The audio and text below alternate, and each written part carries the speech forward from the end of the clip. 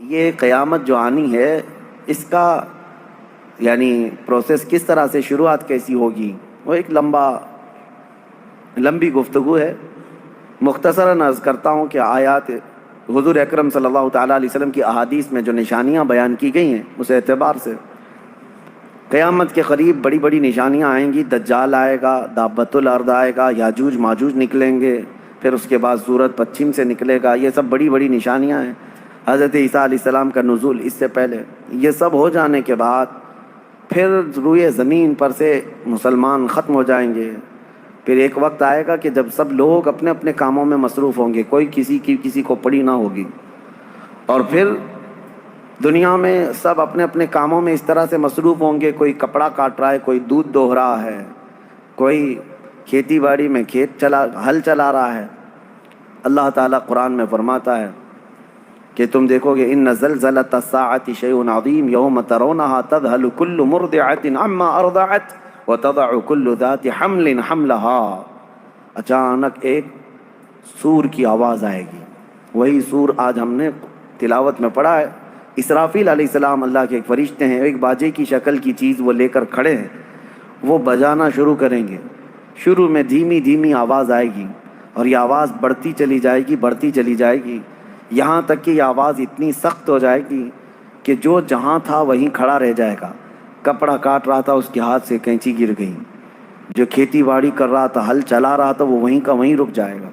دودھ دوہنے والا اس کا ہاتھ ویسے ہی رہ جائے گا، یہاں تک کہ حاملہ عورتوں کے پیٹ سے بچہ نکل کر گر جائے گا، جو عورتیں حمل سے ہوں گی۔ اور اس کے بعد پھر ایسی غشی، پھر سب پر موت طاری ہوگی اور زلزلے آئیں گے اور پوری زمین کو ہلا کر کے ختم کر دیا جائے گا۔ یہ قیامت ہے، یہ قیامت ہے۔ سور پھونکنے پر سارے انسان جتنے روئے زمین پر ہیں سب کے سب ختم ہو جائیں گے۔ اس کے بعد اللہ تعالیٰ فرماتا ہے ثم نفخ فیہ اخری، پھر دوسری بار سور پھونکنے کا حکم ہوگا۔ لیکن کیسے؟ سور جب حضرت اسرافیل علیہ السلام پھونکیں گے، پہلے انسانوں کی موت، پھر یہاں پر جتنی مخلوقات ہیں، جنات ہیں، جانور ہیں، سب کی موت، چرند پرند تو چھوڑے، نباتات، یہ پیڑ پودوں میں کی جان ختم۔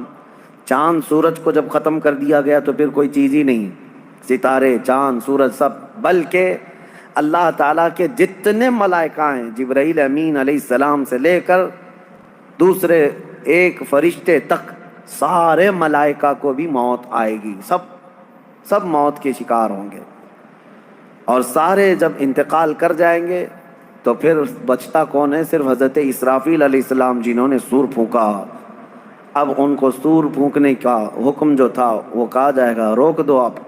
پھر اللہ تعالیٰ حضرت اسرافیل علیہ السلام کو بھی موت طاری کرے گا، اور روح نکالنے والا فرشتہ کون ہے؟ ملک الموت اسرائیل علیہ السلام۔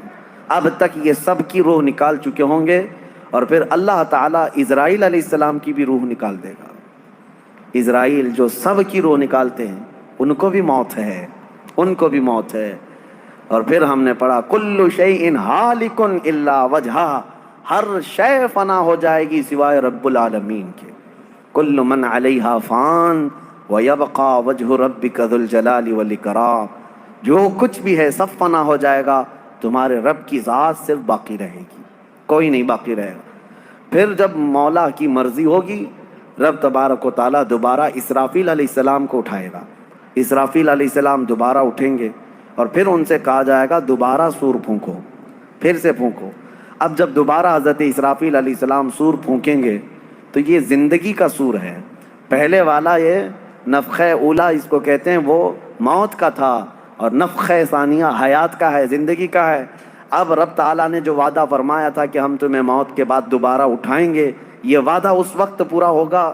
اب دوسرے مرتبہ جب سور پھونکنا شروع کرتے ہیں اسرافیل علیہ السلام، کتنے انسان آئے گئے، آدم علیہ السلام سے لے کر قیامت تک، سب وہ زمینوں میں جہاں کہیں ہوں گے، کسی کو جلا کر ختم کر دیا گیا ہو، کسی کو جانور کھا گیا ہو، کسی کو پانی میں ختم کر دیا ہو، کسی بھی طرح سے، لیکن مولا تعالیٰ سب کو اٹھانے والا ہے۔